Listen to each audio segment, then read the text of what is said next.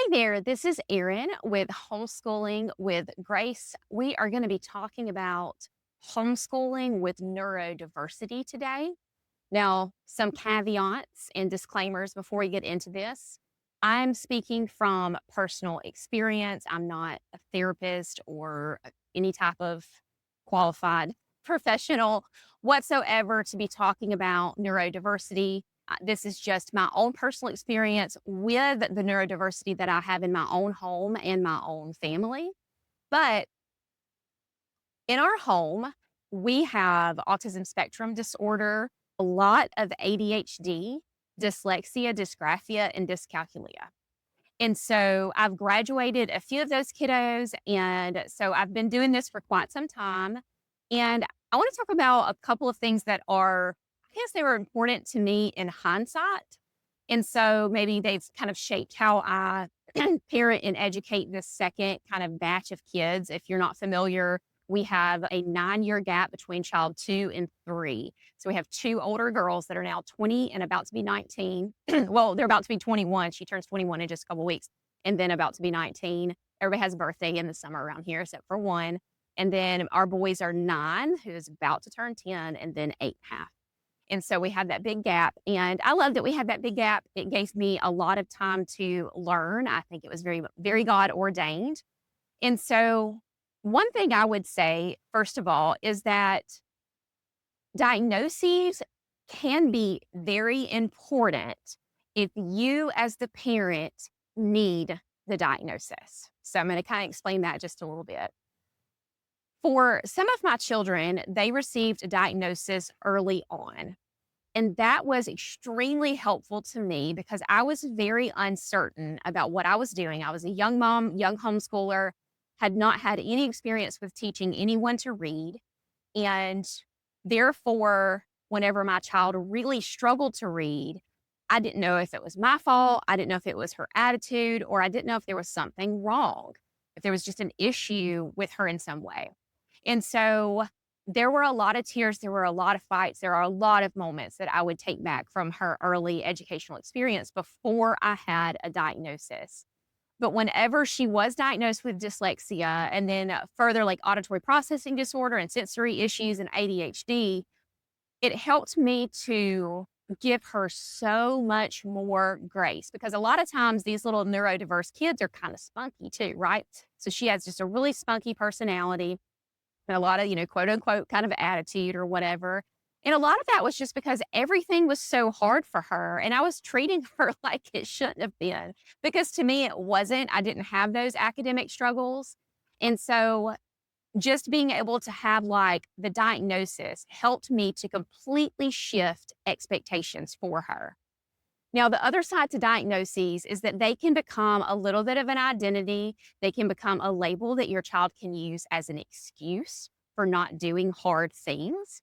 And so that's kind of the downside to those things. They are labels that can affect, I don't know, insurability later on in life. And if you want to think about those different things, there's just lots of stuff that you have to think about when you're deciding whether you get a diagnosis for your child or not, or pursue. And if you're not sure, then maybe you should definitely pursue some type of testing or at least have a general evaluation done to see what a specialist sees or thinks without necessarily having to go as far as to get like that official diagnosis and label. And that can just be information for your own reference that you don't necessarily share with your child unless you think that your child needs to hear it. Now, with another child, there were diagnoses that we didn't get because the way she presented was very masked and she presented as quiet and introspective, which is like my husband. So it didn't raise any red flags for me. But then as she got older, we started to see, okay, she's struggling with a lot of different things. And then just over the years, she ended up with an autism diagnosis. And that is really typical for girls that are very good at masking. And it's not severe autism for them to be able to kind of mask and kind of come off as like one way, when in reality, there's a lot of confusion and stuff going on underneath. So for her, I think it would have been excellent and better and good for her to have that earlier diagnosis because there's a lot of anxiety and depression that she dealt with over the years because she didn't know what was quote unquote wrong with her. And she didn't know why she felt the way she did about things or thought the way she did about things. It's kind of that feeling of feeling different and not knowing why. And the diagnosis gave her the why. and has made her a lot more comfortable in her skin. She's gained confidence. And I just, she's one of my favorite people now. So, all that to say, be prayerful and be intentional about a diagnosis because it can be very, very beneficial to you and to your child, but it can also be a crutch a little bit and be something that they say, well, I don't have to try because I'm dyslexic, so it's going to be too hard for me and I don't want to do that anymore. Math's hard for me, so why do I have to keep doing math? The doctor said that and math is hard for me, so why do I have to keep doing it? So you do have to be wise about those types of things and how much information that you might give to your children. Now, to younger children that we don't have any official diagnoses for, because I've been doing this for a little while, I have like what I think, and what I'm pretty sure about going on. But I'm just being wise about whether we pursue any type of testing, because with one of my children, he may be behind on some stuff, but he's going to get there. I feel confident about it. And I don't know that it, like a dyslexia label for him, would actually be beneficial. I don't need the dyslexia label anymore. I could identify the traits that he shared with his older sister that has the dyslexia label that helped me to treat him differently and have completely different expectations with him. So the trials that I went through with her have definitely given him a lot of the benefit. He's benefited from that, which stinks for her. I wish I could go back and be a different mom when I was in my early 20s. But anyway, it is what it is. Just know that, like, you don't have to have the diagnosis. Now, if he was as dyslexic, and I mean, it's kind of a spectrum, like how severe the disability is. If he was as, quote unquote, as dyslexic as her, I might would go ahead and have the testing done, because when he's older, he would need that for ACT testing and some for accommodations if he goes on to college, right? So that's another benefit to having some testing done. The other side of that is, I think by the time he's in middle school, he's going to be fine when it comes to reading. And so I don't know that he's going to need those accommodations. So I'm just going to just sit it out, right? We're just riding out. And then my other son has some differences as well. And so should he get evaluated, it's kind of one of those things we're watching, like, are any of these things that I'm noticing about him that are similar to his older sister that are maybe causing him a little problem now? Are they going to cause him problems later on? Are they going to cause him problems later on that decrease his quality of life? Are there things that I can do at home for him to help him with inferencing and breaking the habit of toe walking, because it's seeking that sensory input and things like that? So, I mean, just like practical type things.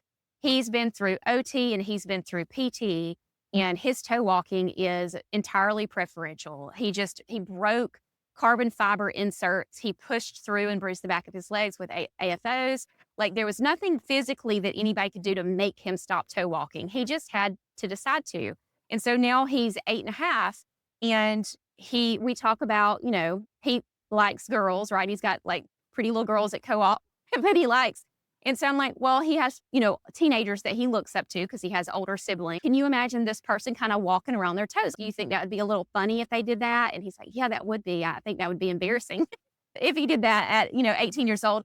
And so I'm like, well, if we don't work really hard to stop now, then it's going to be a habit. So just making him aware that it's a habit that he's in control of. And sometimes, and I'm simplifying this because for him, it is a simple thing, but for some children, this is not a simple thing. So I'm gonna throw that disclaimer out. Like, I'm sharing our experience in case it might be helpful to someone, but that doesn't mean that I'm also saying like your kid's toe walking can be fixed if you just tell him to stop it. Like, there's a lot of reasons for toe walking, and his is a habit, it's a sensory input thing, but he's become to be motivated to stop doing it. And so he wants us to remind him that he's walking on his toes. So all of his siblings and both of his parents just say feet whenever he's walking on his toes, feet. And I would say that his toe walking has been cut down 50%. And I've been saying feet for years, but he didn't care about the fact that he was toe walking until he started caring about whether girls thought it was weird for him to toe walk. And now that he thinks it's, he has a preference for it now and he actually cares about it, we're able to remind him. So that's been our experience so far. He also, we have some inferencing issues, which he gets that from mom. I was reading through some of the inferencing worksheets. I took them to my husband and I was like, hey, babe, is this the answer to this? And he's like, why don't you know? I was like, because I don't know, like, this is what I think it is. And he was like, "You're so wrong. You can't teach him how to inference because you don't know how to." And I've never been able to. I prefer plain spoken people. Makes me very angry for people to use like innuendo and hint at things. And my husband's my decoder. So like somebody will say something, I'm like, wait, I think there might be something behind that. So I look at him and he's like, then explains to me what the person actually meant when we were alone together. Cause I can't do it. So they get a little bit of the neurospicy from their mom. I can't inference at all. I don't get innuendo. And so I do understand idioms and metaphors and stuff. So my son has a hard time with those. So we're just working on those things. We don't need a diagnosis to work on those things.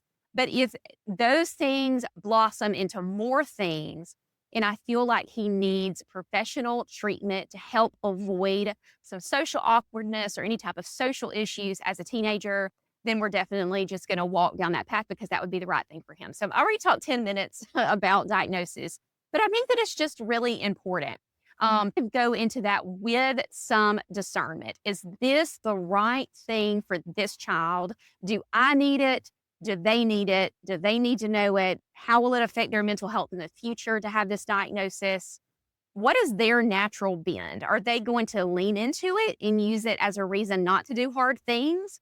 Or is it going to give them some freedom and some confidence to understand they've got some differences, but that it's not their quote unquote fault, that they're feeling different or experiencing the world differently than other people or learning differently than other people? So just use discernment with that. Now, there's so many different types of neurodiversity. ADHD is one I'll talk about just a little bit because I I have multiple loved ones in my life that have received an ADHD diagnosis, and I have not.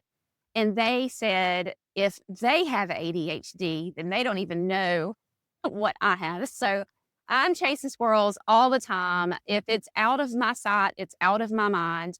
And any of you that are familiar with general classical, it's really fun for me to now, since I've like accepted I do probably have ADHD, and I definitely have some really strong sensory preferences, and I have some inferencing issues.